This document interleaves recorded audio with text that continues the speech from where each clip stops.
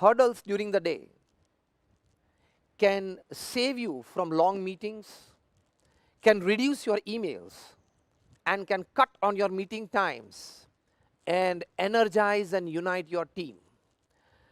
बहुत अच्छी बात है ये.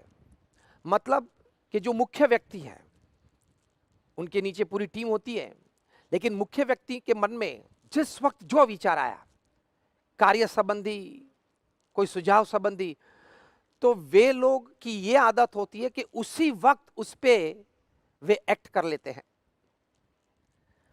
और छोटी छोटी बातें आगे बढ़ाते रहते हैं. जिसको जो सूचन करना है कर लेते हैं.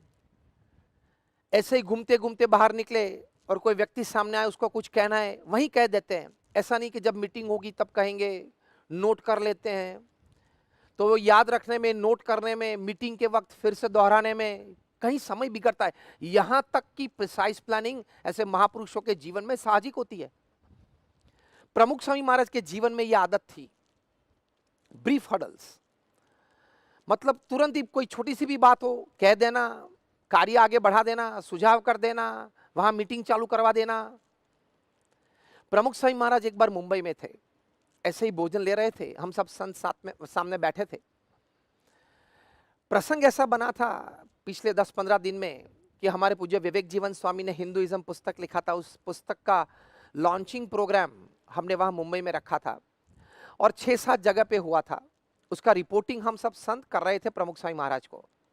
प्रमुख स्वामी महाराज को यह आदत थी कि अपने भोजन के वक्त वे स्थानिक प्रवृत्ति का रिपोर्ट ले लेते थे. कोई बच्चे हो, युवा हो, उनका कोई प्रेजेंटेशन सुन लेते थे, या कोई नया प्रकाशन हो, वो कोई संत पढ़े तो सुन लेते थे. Optimum use of time. तो प्रमुख स्वामी महाराज भोजन ले रहे थे, हम लोग रिपोर्टिंग कर रहे थे. उसमें अलग अलग विस्तार में जो कुछ भी लॉन्च प्रोग्राम हुआ, महानुभाव पधारे, उसके जो वीडियोस बने थे, स्लाइड शो बना था, वो सब प्रमुख स्वामी महाराज को दिखाया. और महानुभाव क्या बोले, क्या प्रतिभाव था, क्या अभिप्राय लिखा, ये सभी पढ़ के प्रमुख स्वामी महाराज को सुनाया.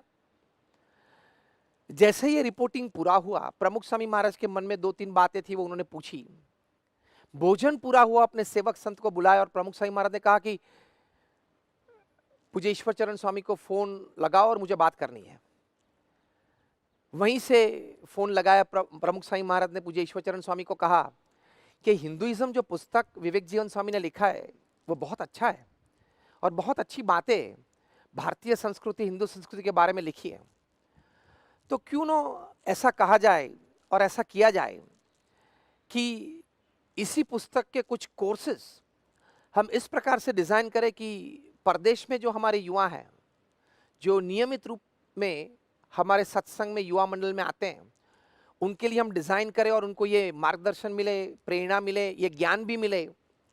मुझे ईश्वर चरण स्वामी ने कहा, हाँ स्वामी जरूर, अच्छी तरह से ये कोर्स डिजाइन कर देंगे. तो देखो ये बात होती है, एक ब्रीफ हडल.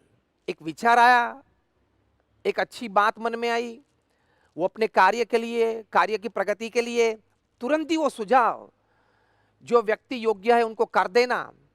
तो एक बात चालू हो जाती है, वहां मीटिंग एक चालू हो जाती है. एक अच्छा शब्द प्रयोग केविन क्रूज ने किया, यूनाइट्स द टीम. मतलब अहमदाबाद में जो हमारी वर्किंग टीम है, उनकी तुरंत मीटिंग पूज्य ईश्वर चरण स्वामी ने बुलाई और विमर्श किया और ये कोर्स डिजाइन हो गया. तो कितना समय बचा.